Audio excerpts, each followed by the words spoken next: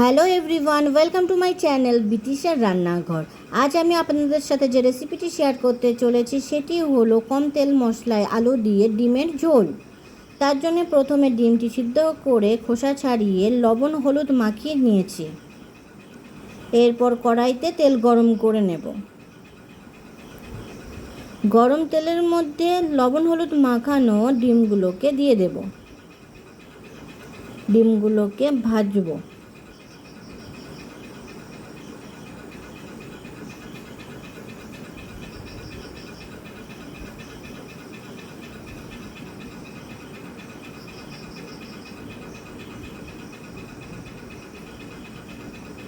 ডিমগুলো ভালোভাবে ভাজা হয়ে গেছে, ডিমগুলোকে তুলে নেব।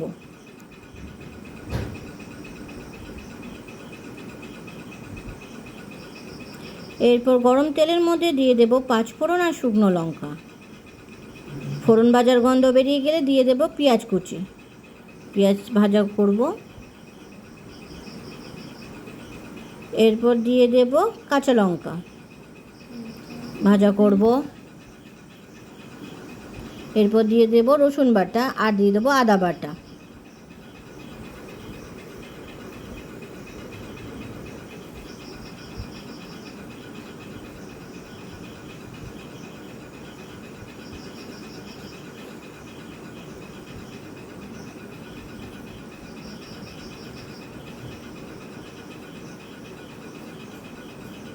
আদা রসুনের কাঁচা গন্ধ চলে গেলেই দিয়ে দেব পরিমাণ মতো লবণ আর দিয়ে দেব পরিমাণ মতো হলুদ।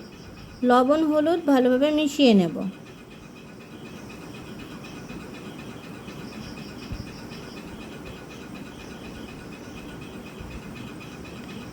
এরপর দিয়ে দেব কেটে রাখা আলু টুকরোগুলোকে। আলুগুলো ভালোভাবে মিশিয়ে নেব আর ভাজা করব।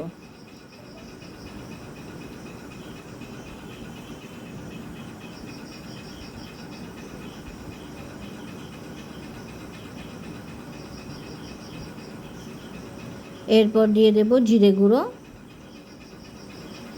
দিয়ে দেব গোলমরিচ গুঁড়ো আর দিয়ে দেব অল্প পরিমাণ শুকনো লঙ্কার গুঁড়ো, দিয়ে দেব কাশ্মীরি লঙ্কার গুঁড়ো। মশলাগুলোকে আলুর সাথে ভালোভাবে মিশিয়ে নেব আর কষতে থাকব।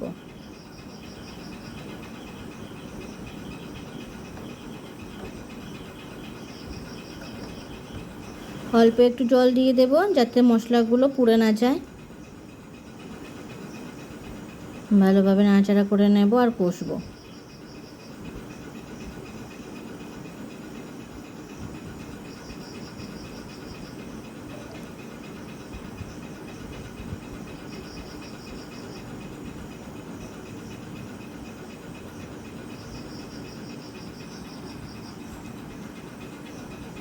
এরপরে দিয়ে দেব ভেজে রাখা ডিমগুলোকেও আলুর সাথে কষে নেব।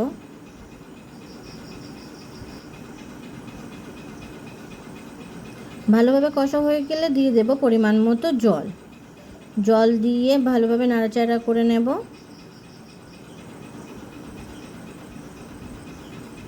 ঢেকে ফুটতে রেখে দেব। ঝোলটা ভালোভাবে ফুটে উঠেছে। মাঝে মাঝে একটু নাড়াচাড়া করে নেব। ঝোলটাকে আরও কিছু সময় ফুটতে রেখে দেব।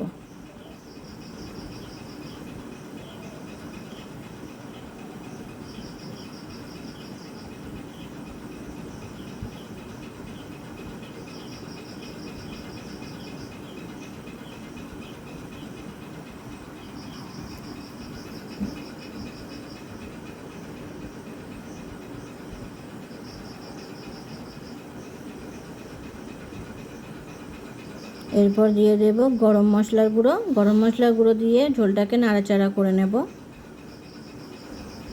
এরপর দিয়ে দেব ধনেপাতা কুচি, দিয়ে নাড়াচাড়া করে নেব।